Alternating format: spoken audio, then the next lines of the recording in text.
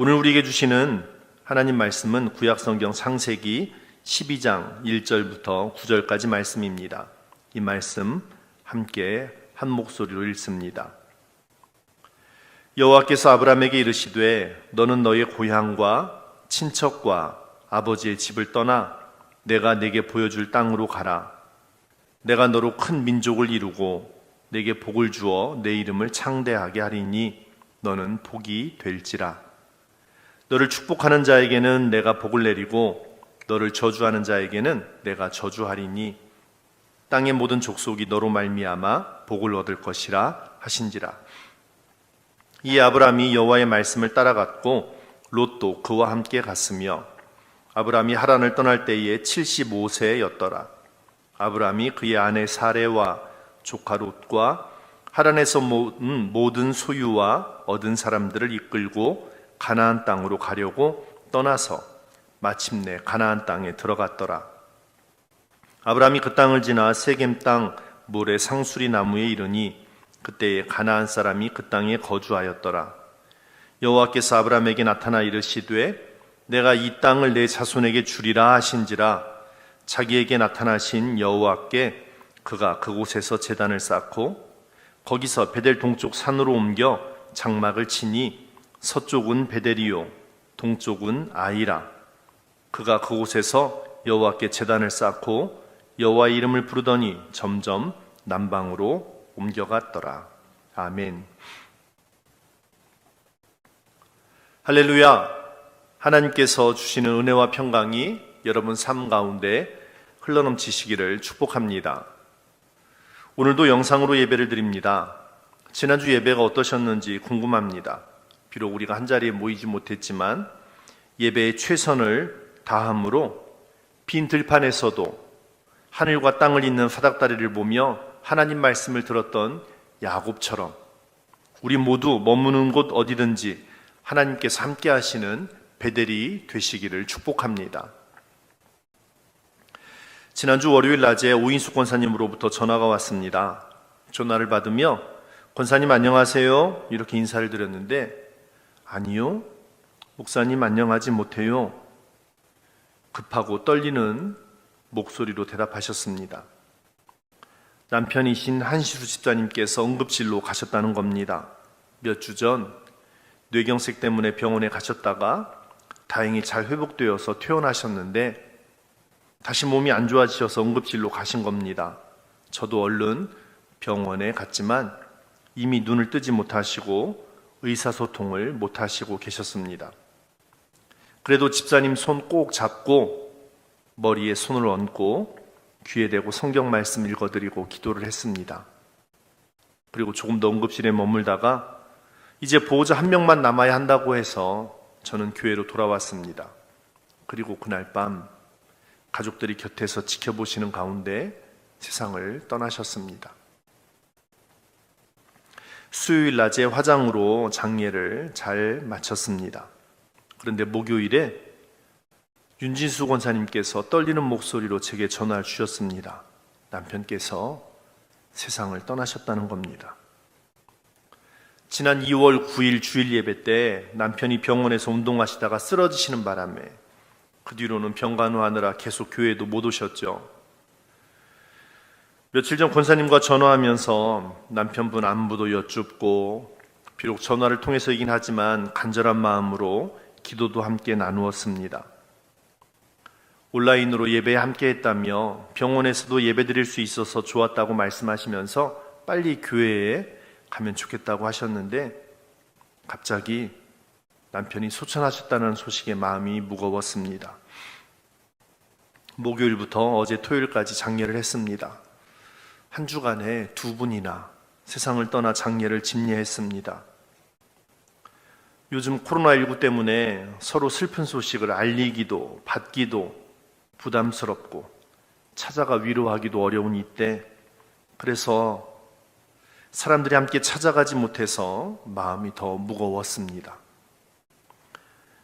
여러 번 장례를 치르더라도 죽음으로 인한 이별은 익숙하거나 무뎌지지 않습니다. 여전히 슬픔이 차오릅니다. 제가 그런데 가족들은 어떻겠습니까?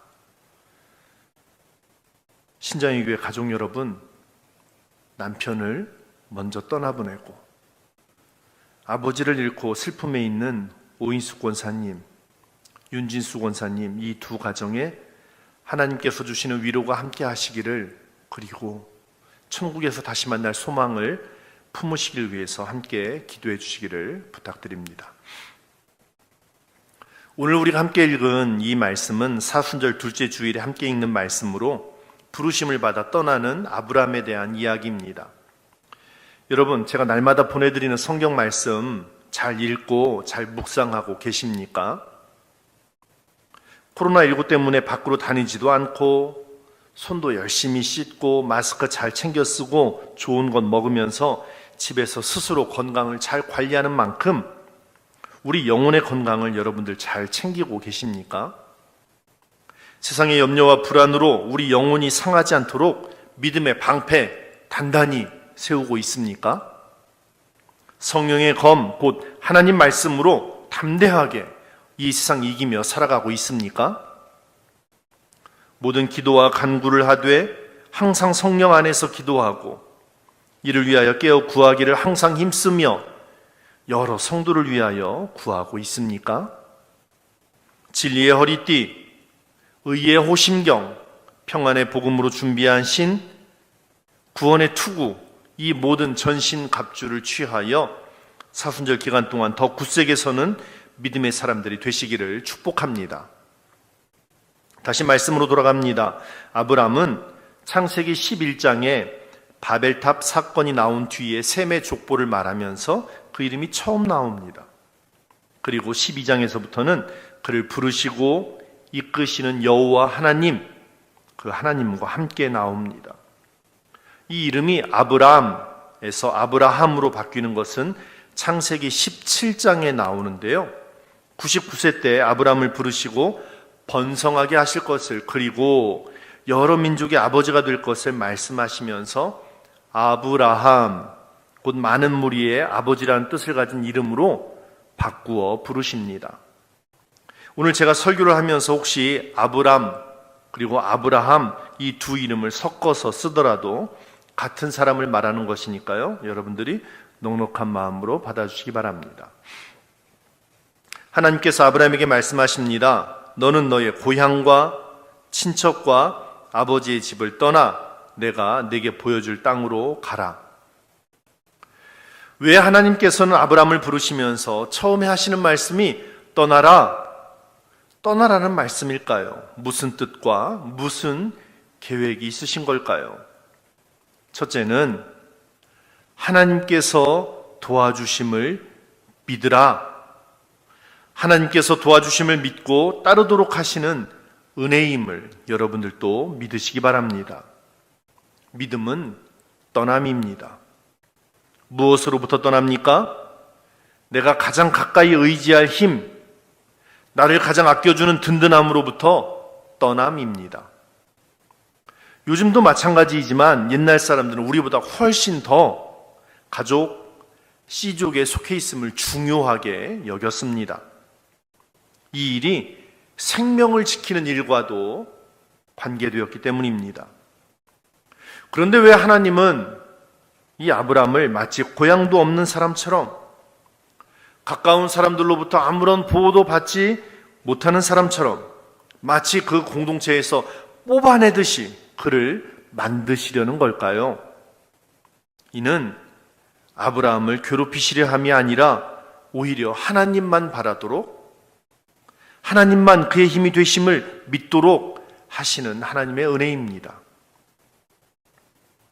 시편을 보면 성전에 올라가며 시편 기자가 이렇게 고백합니다. 내가 산을 향하여 눈을 들리라. 나의 도움이 어디서 올까? 나의 도움은 천지를 지으신 여호와에게서로다. 남유다와 북이스라엘을 통일하고 다스렸던 왕 다윗이 뭐라고 고백합니까? 여호와는 나의 목자시니 내게 부족함 없다고 고백합니다. 시편 62편에서도 오직 주만이 나의 반석, 나의 구원, 나의 요새라고 거듭 그는 고백합니다. 사랑하는 여러분, 세상 여기저기 기웃거리지 마시고 하나님만 말하며 살아가시기를 간절히 바랍니다. 내 곁에 있는 사람 다 떠나도 하나님 곁에 있으면, 내 손에 쥐고 있는 것 다 내려놓아도 나를 향한 사랑이신 십자가만 붙들고 있으면 그것만으로도 족한, 그것만으로도 두려움 없이 세상을 살아가는 믿음의 사람들 되시기를 축복합니다. 하나님께서는 왜 아브라함에게 떠나라고 하셨을까요? 둘째는 더 넓은 눈으로 세상과 사람들을 보라는 뜻입니다. 더 넓은 눈으로 세상과 사람들을 바라보라는 겁니다. 고향, 친척, 아버지 집은 태어나면서부터 자연스럽게 우리가 누리는 것들입니다. 이는 우리가 생각하는 것, 살아가는 방식에도 큰 영향을 주기도 하며 우리의 정체성을 나타내기도 합니다. 자연스럽게 우리 생각과 삶에 들어와 있는 이것들을 우리가 무시하면서 살 수는 없습니다. 하지만 이런 것들에 그냥 젖어 살 때에는 때로는 심각한 문제가 나타나기도 합니다. 가족을 아끼는 마음 중요합니다. 하지만 내 가족에만 머물게 되면 내 가까운 사람만 생각하게 되겠죠. 내가 자란 곳, 내 이웃 중요합니다. 하지만 그 중요함이 지나치면 지역적인 이기주의 같은 옳지 못한 일이 있기도 합니다. 믿음의 사람들, 내 주변에만 빠져들지 말고 온 세상을 다스리시는 하나님 뜻에 순종하며 살아야 합니다. 편가르기, 지역감정 같은 더러운 찌꺼기를 걷어내고 서로 위로하고 서로 사랑하며 서로 하나 되는 공동체를 살아가는 것, 그게 우리를 향하신 하나님 뜻임을 믿고 나아가시기를 축복합니다.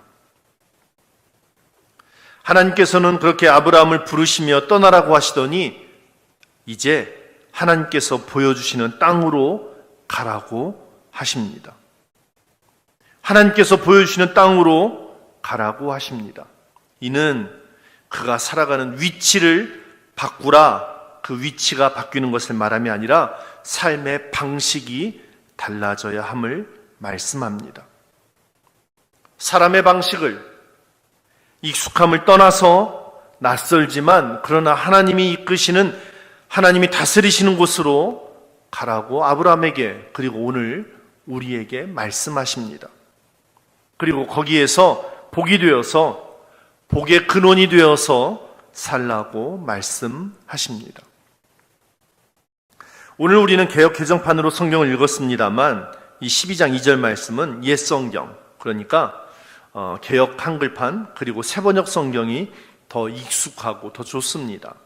제가 옛 성경으로 12장 2절 말씀을 다시 읽어드립니다. 내가 너로 큰 민족을 이루고 내게 복을 주어 내 이름을 창대케 하리니 너는 복의 근원이 될지라. 아멘. 자, 여러분도 이 말씀 함께 한 목소리로 읽어봅시다. 시작. 내가 너로 큰 민족을 이루고 내게 복을 주어 내 이름을 창대케 하리니 너는 복의 근원이 될지라. 아멘. 믿음으로 산다는 것은 복을, 하나님께서 우리에게 주신 복을 함께 나누는 것을 말합니다. 하나님께서는요, 아브라함 혼자 잘 되라고 그를 부르시지 않았습니다. 그와 그의 가족이 누릴 번영과 성공을 위하여 복을 주신 게 아닙니다. 하나님께서 아브라함을 부르시고 그에게 복을 주신 것은 그와 관계를 맺고 살아가는 사람들 모두가 다 그로 말미암아 복을 받게 하기 위함입니다. 다른 사람들에게 유익을 주는 삶을 위해서 하나님은 아브라함을 부르셨습니다. 그리고 그에게 복을 주셨습니다. 그렇게 아브라함을 택하셨듯이 하나님께서는 오늘 저를, 여러분을, 우리 모두를 부르십니다. 우리 모두를 복이 되라며 복의 근원이 되라며 우리를 부르십니다. 사랑하는 여러분, 사실 우리는 모두가 다 죄인입니다. 죽을 수밖에 없는 죄인입니다. 그런데 그런 우리를 사랑하셔서 십자가 사랑으로 우리를 구원해 주셨습니다. 믿습니까? 왜입니까? 하나님께서 왜 우리를 구원해 주셨습니까? 우리가 구원에 합당한 값을 치렀습니까? 아닙니다. 우리는 값없이 주시는 은혜로 구원받았습니다. 하나님께서는 우리를 사랑하셔서 먼저 구원받은 자로 세워주셨고, 그리고 그 구원받은 기쁨을, 그 감격을 이 세상에 나누며 전하며 살라고 우리를 부르십니다. 그 은혜 받은 우리가 이제 하나님 이름 부르며 점점 믿음으로, 선한 능력으로, 이 세상을 구원의 능력으로 덮어 가시기를 하나님은 원하시고, 저도 그 하나님의 원하심을 의지하여 여러분을 축복합니다. 사랑하는 여러분, 우리는 이 땅에 그 하나님의 거룩함을, 은혜를, 우리가 받은 구원의 기쁨을 함께 나눔으로, 복의 근원으로 살아가야 할 사람들입니다. 요즘 코로나19로 인하여 많은 사람들이 마음의 두려움과 근심이 있습니다. 서로 자신의 삶을 위하여 이모저모 애씁니다. 그런데 이때 두려운 그 삶의 현장으로 가는 사람들이 있습니다. 깊게 패인 마스크 자국, 그러나 부끄러워하지 않고, 사랑하는 가족들 오래 떨어져 지내야 하지만, 그러나 자기가 가지고 있는 재능과 능력과 주께서 주신 은사를 통하여 이 세상을 선한 능력으로 하나님이 우리에게 주신 복을 나누기 위하여, 구원의 기쁨을 나누기 위하여 현장으로 달려가고 그들과 함께 지내는 사람들 말입니다.